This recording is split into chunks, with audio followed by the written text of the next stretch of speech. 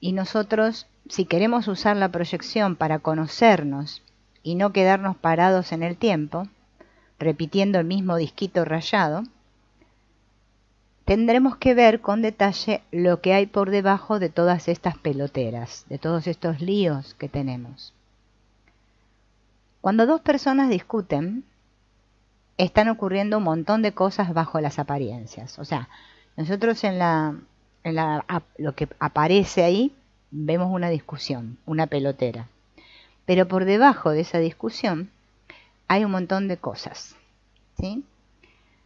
Cuando no hay mar de fondo, dos personas ponderan los pros y contras de una decisión y optan por una de las posibilidades, aunque tengan gustos o pareceres distintos. O sea, cuando no hay un mar de fondo, o sea, cuando no hay nada oculto, no podemos llegar a un acuerdo. Pero cuando hay cosas por debajo, ahí cuesta mucho llegar a acuerdos. ¿Bien? Hola Rosalinda, bienvenida. Entonces, hay muchas emociones, como si fuera una red, una maraña, ¿no? Una telaraña de emociones que están encubiertas. Entonces cualquier tontería es buena para empezar una discusión, una lucha por el poder.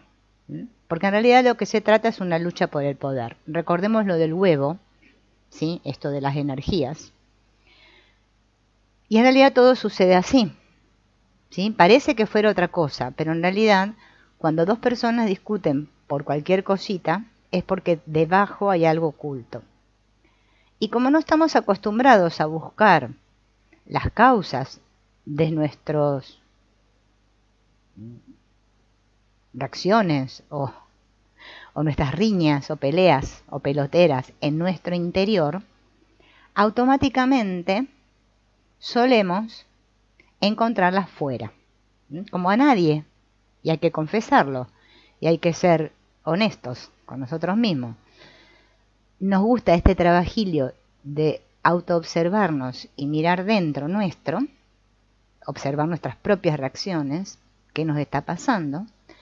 Por lo general, lo más automático es la proyección. Proyectamos ahí fuera eso que dentro no hemos sanado. Está funcionando siempre de manera inconsciente. Toda tendencia autodestructiva tiene un trasfondo que acaba en el sentimiento de culpa.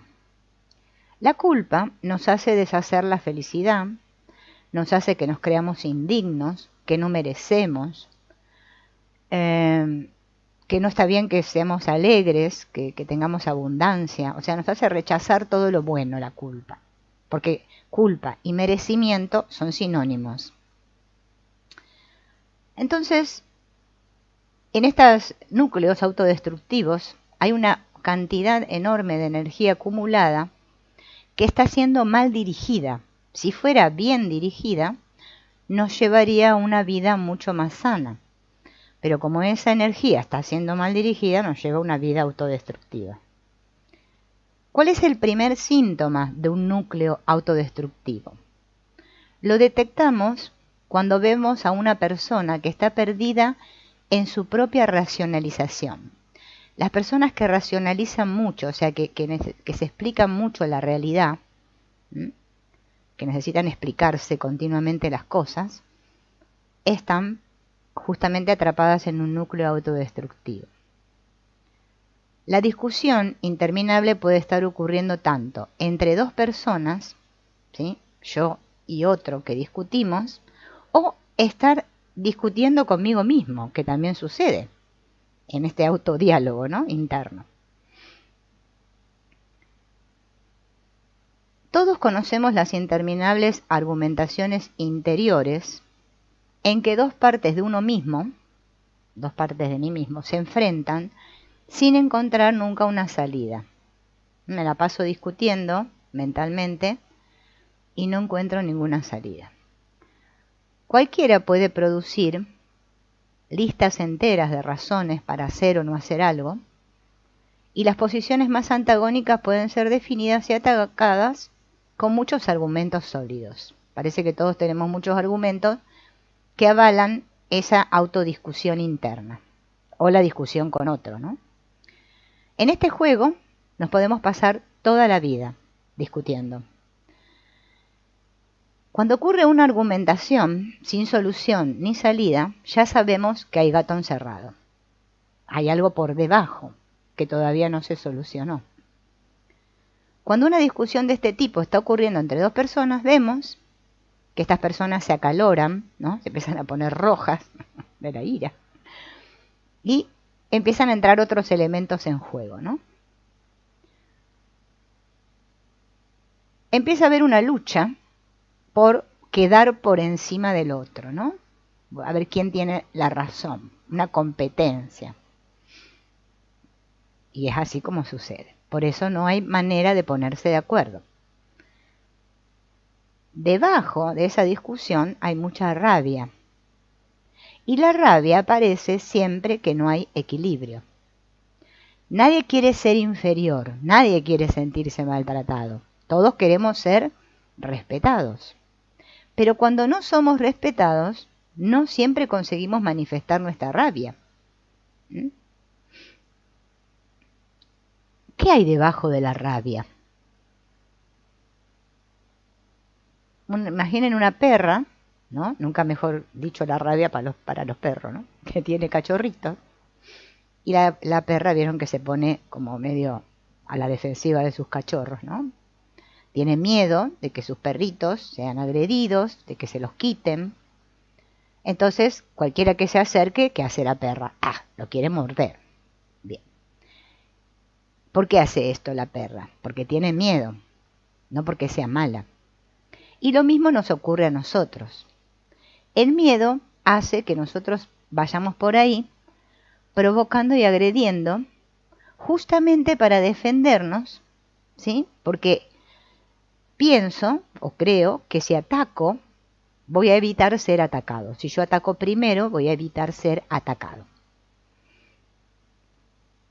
Es mejor que los que puedan hacerme daño no se me acerquen. Así que hago muchas cosas para crear defensas a mi alrededor. Si se acerca a alguien que considero inofensivo, entonces mi actitud cambia. Bajo las armas, ¿no? Bien. Tenemos que descubrir cuáles son nuestras peloteras particulares. ¿Cuáles son? Podemos hacer una lista de todas esas personas ante las cuales yo siento que cambio mi comportamiento, me vuelvo agresivo, me agarra la rabia o me pongo sarcástico. Bien, esas son formas de defendernos, porque son personas ante las que yo me siento vulnerable. Por eso pongo la defensa. Si yo no me sintiera vulnerable, no erigiría un muro, una defensa contra eso. Pero como yo me siento vulnerable, pongo una defensa. Entonces es bueno descubrir cuáles personas son las que me hacen, ¿no? Me tocan los botones y me hacen reaccionar.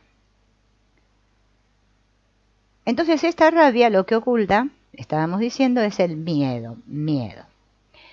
¿Qué cosa nos hace sentir miedo?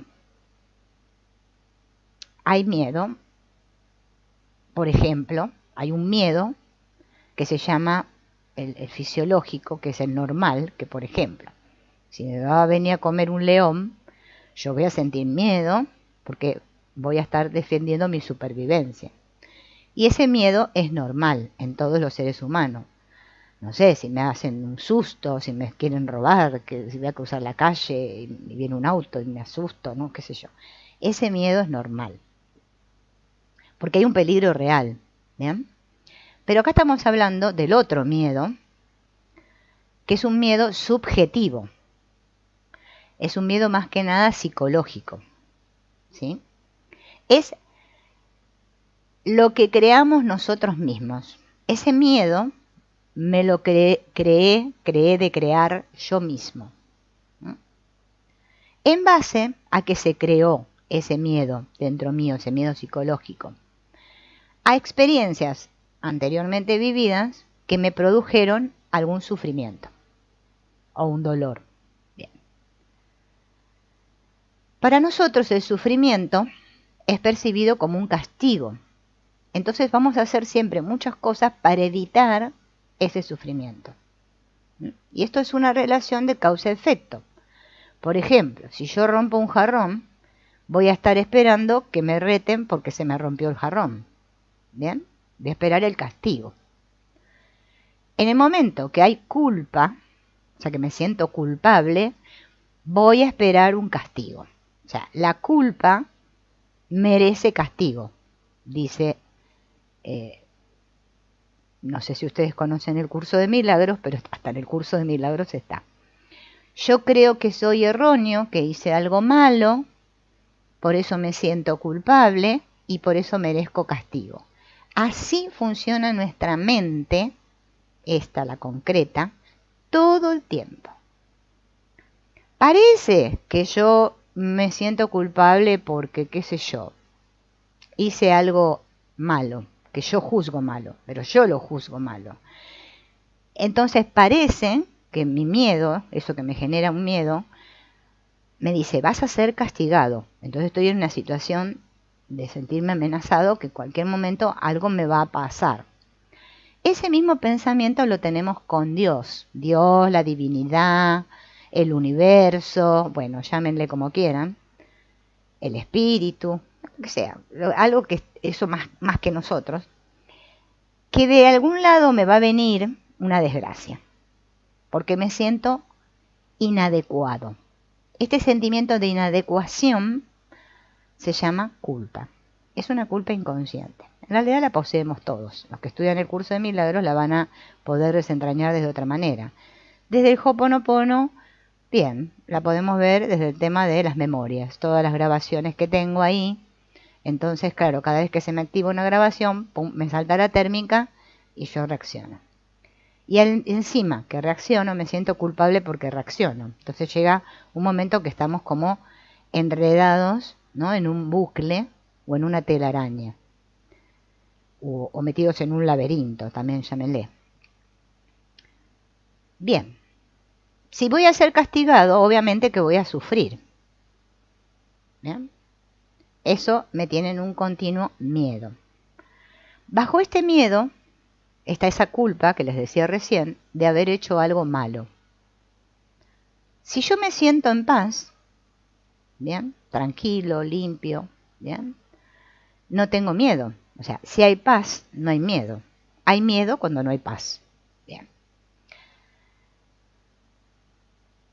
Como me siento que actué bien, que estoy bien, o sea, yo me juzgo que estoy bien, entonces voy a esperar un premio y no un castigo.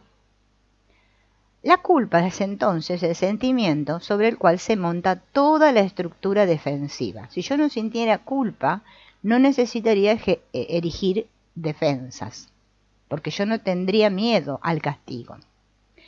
Y uso la rabia o el enojo para tapar ese miedo y esa racionalización para no sentir. Por eso nosotros lo que hacemos es pensar. Pensamos la vida, no la sentimos. Por eso nos sentimos todos mal. No nos sentiríamos mal si yo dejara de pensar. Cada vez que pienso me siento mal. Es automático. Porque surgen todos esos pensamientos como burbujas de mi inconsciente, pum, pum, pum, pum, pum. Hago toda una racionalización y digo, sí, pum, soy culpable. O si no soy culpable yo, es culpable el otro. Pero siempre hay un culpable. Para estar en el ser, en el espíritu, en la divinidad, bueno, cada uno llámele como quiera. Yo no, a veces digo todo sinónimo porque hay gente que con la palabra Dios, ya le dije, tienen un problema, no sé, no les gusta. Creen que es religioso, no, es que Dios es una palabra, punto, nada más. El significado que cada uno le dé justamente es debido a las creencias que tengo, creencias ocultas que me hacen pensar que Dios es esto, es el otro, es el otro. Dios es el mayor castigador que hay. A Él le hemos atribuido todo, todo se lo proyectamos a Dios. Bien, entonces lo que no queremos es sentir la vida, o sea, vivirla. Por eso yo digo que estamos siempre muertos, porque si yo estoy en mi cabeza pensando, excepto que la esté usando para pensar algo lógico, por ejemplo, una botella, si quiero tomar agua la tengo que destapar, estoy usando el pensamiento la mente para algo lógico. Bien, ahí está bien. Ahora si la uso para pensar paparruchadas acerca de mí, que si estuve bien, que si estuve mal, que si soy buena, que si soy mala, que no sé qué, bien, la estoy mal usando, mi mente. Ahí estoy muerto, no estoy vivo, no estoy conectado con la vida. No estar conectado con la vida significa estar sin Dios. Cuando estoy sin Dios tengo problemas, porque estoy conmigo, con mis propios. ¿Bien? Todo el problema radica ahí, el gran problema de la humanidad. Bien. Entonces, de esta culpa, como nadie se quiere sentir culpable, porque es como tener una papa caliente en las manos, sentir culpa, huimos, como si se tratara del diablo. Decimos culpa, ay no, yo no quiero sentirme culpable. Esta culpa, podríamos, ¿no? La asociamos con esa cosa mala. ¿Por qué? Porque es un sentimiento que castiga, que paraliza, que destruye, ¿no? Es como si yo me agarraran y me pasaran un carbón, una brasa caliente, ¿no? Por el cuerpo, que me quemara, y no la puedo soportar la culpa. Por eso necesito sacármela de encima, tirarla. Por eso existe este mecanismo de proyección. Cada vez que yo niego algo, lo proyecto. Es automático, sucede así. Así lo han comprobado millones de personas que hablan de este tema. En todo, por más que no sea el Ho'oponopono, o sea, en todos lados. Carl Jung, el curso de milagros, en todas partes se habla de lo mismo. Así funciona la persona, la mente esta que está identificada conmigo, con esta que yo creo ser. Bien, es tan dolorosa la culpa que hacemos los más disparatados desvíos con tal de no encontrarla. Sin embargo, junto a ella está la salida. Ahora lo vamos a ver. ¿Cómo que junto a la culpa va a estar la salida? Me van a decir, no puede ser esto. Hola Chivis, bienvenida. Entonces, tenemos que mirar este círculo vicioso, que involucra estos sentimientos de culpa y miedo, y que es la base de la autodestrucción. Mediante esta culpa y este miedo que siempre está como efervescente dentro mío, ¿no? Que lo siento a nivel visceral, a nivel corporal completo, me voy autodestruyendo. Entonces, estaría bueno, como ejercicio, hacer otra lista. Bueno, ya venimos desde que empezamos haciendo muchas listas. Ojalá las hayan hecho y las tengan todas guardadas. Una lista de todos mis miedos. Los miedos esos que yo no puedo evitar sentir. Sin censurarme, sin juzgarme. Por lo menos 5 a 10 miedos que tenga. Hago toda una listita. Que no sea miedo a que me coma un león, por supuesto. Ya hablamos que ese miedo no. Miedos psicológicos.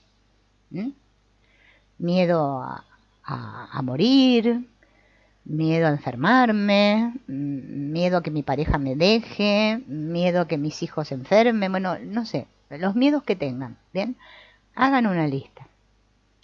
Es bueno verlos en papel. Todo lo que yo puedo escribir en un papel, el efecto que tiene es que hace que mi mente pare. Parar mi mente, ¿vieron que la mente no la podemos parar? En realidad no se puede parar la mente, pero puedo hacer este ejercicio que me permite clarificar mi mente y poder abrazar todo eso que yo pienso con amor. Y ahí me comienzo a amar y dejo de autodestruirme, de sentirme culpable.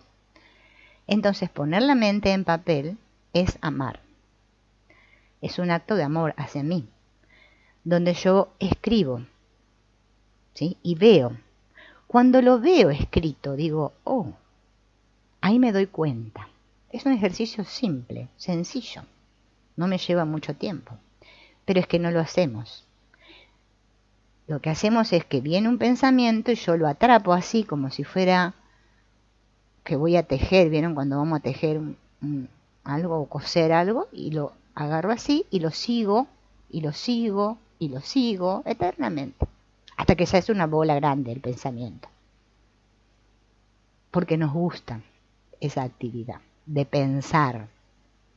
Cuando yo la escribo en el papel, se diluye. Bien, háganlo. Como siempre les digo, es un ejercicio sencillo.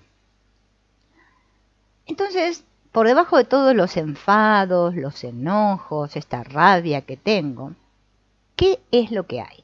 Un anhelo, una añoranza insatisfecha, un deseo que yo creo que es inalcanzable y que está escondido debajo de muchos velos, muchos velos.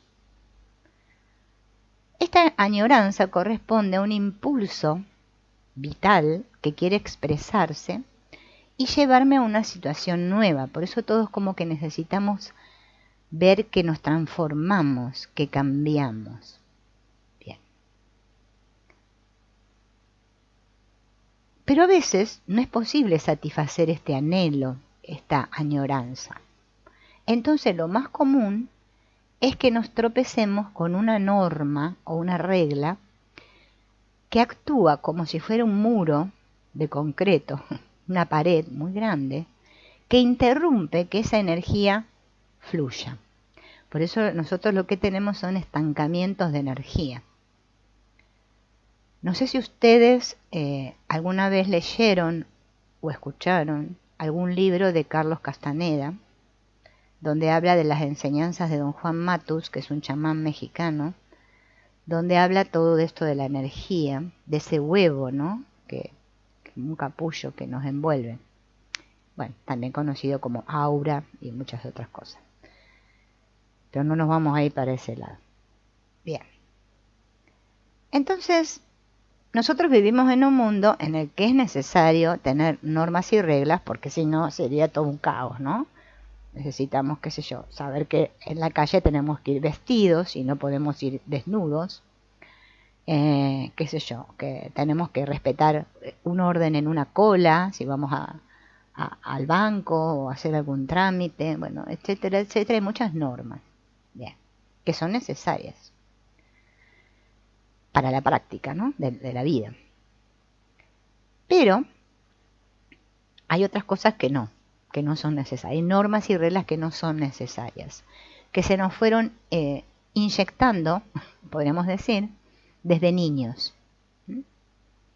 Esa cosa que, por ejemplo, si yo rompí el jarrón cuando era niña, en lugar de hacerme ver mis padres, ¿no?, que la acción fue la incorrecta, solamente el romper el jarrón, y no yo, que soy mala porque rompí el jarrón, ¿no?, que es la diferencia, no tendríamos tanta carga. Pero como somos educados así, no solo con nuestros padres, después en la escuela también, recibimos una educación que es punitiva, que es castigadora, que son reglas usadas indebidamente. ¿Bien? Entonces, eso nos hace que nosotros, ¿no?, como seres humanos, todo el tiempo estamos como asustados, podríamos decir, de esta cosa moral, o la ética y la moral. Si hago esto, voy a ser malo. Si hago esto, van a decir tal cosa, no sé qué. Bueno, después se llaman prejuicios. Estamos llenos de prejuicios. Entonces, ¿qué sucede? Todas estas moralidades y normas y reglas que se nos fueron inculcando desde niños quedan ahí también reprimiditas en el inconsciente, ¿no? Es como que todo eso, ¿sí?, todas esas voces que yo escuché de mis padres, de mis maestros, bueno, todos esos que aparentemente me educaron, se transforman en un juez. ¿sí? Es como si después tuviéramos dentro nuestro un juez interno. Imagínenselo, ¿vieron los jueces que tienen los gorros eso? No, tienen un gorro los jueces, una bata que usan y un martillo, pam, pam, ¿no? Como si eso todo el tiempo estuviera golpeando dentro nuestro y me dijera, no, no, no. O sea, muchos no, no es, muchos no es. Entonces eso me retiene, porque el miedo lo que genera dentro de nuestra alma es una retención.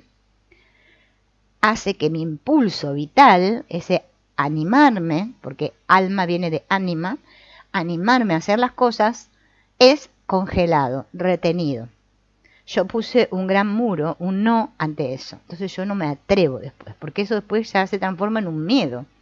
Me da miedo hacer eso porque voy a ser juzgado. Y aunque ya mamá y papá no estén, se fueron ya a tocar el arpa con San Pedro y no están, esas voces siguen estando dentro mío. Las sigo escuchando, ¿sí? Bien. Entonces, el miedo y la represión, vamos a decir que es lo mismo. Me reprimo, me contraigo, me contraigo. El miedo me hace contraerme. El amor, la fuerza de la vida me hace expanderme. Cuando yo me expando me siento libre. Cuando me contraigo me siento prisionero. Entonces, ¿qué pasa con este impulso de vida, esta energía que puede avanzar cuando no encuentra esa pared castradora que dice no y no? Si la pared todavía está ahí, ¿qué voy a hacer yo? ¡Pap! Reboto. Reboto contra la pared y me introyecto, ese miedo otra vez se vuelve contra mí. Es como que el impulso de vida, ¿sí?, se convirtiera en un impulso mortal, o sea, de muerte. Cambio la vida por la muerte. En realidad nosotros siempre estamos entre esos dos impulsos, nuestra vida, vida y muerte. ¿Se acuerdan cuando hablamos del péndulo, no? Bien. Entonces este eros, ¿se acuerdan esta energía que hablamos eros, que era ese impulso de vida, que también estaba relacionado con lo sexual, se transforma en tánatos, en el otro dios, tánatos. El deseo de vivir se transforma en deseo de morir. Es el resultado de la represión que causa la norma o la moral impuesta. Bien. Entonces, por lo general, no salimos muy bien parados de este rebote, esta confrontación continua, ¿no? Por eso sentimos este sufrimiento, este dolor, ¿no? Porque nuestra energía vital está reprimida. Porque yo solamente vivo una vida acá, pensada, y no me siento ni me expreso yo. No le doy salida a esa energía. Entonces todo eso que no le doy salida, ¿qué va a pasar con lo que no le doy salida? Se va a quedar dentro, ¿sí? Se va a instalar como si fuera un veneno. Y eso es lo que nos provoca las enfermedades de todas las clases que conocemos aquí. La úlcera, el cáncer, toda la enfermedad. ¿Bien? Si yo optara por la otra posibilidad, la de romper con las reglas, ¿no? Es decir, yo voy a romper con las reglas. ¿Qué va a aparecer? La culpa.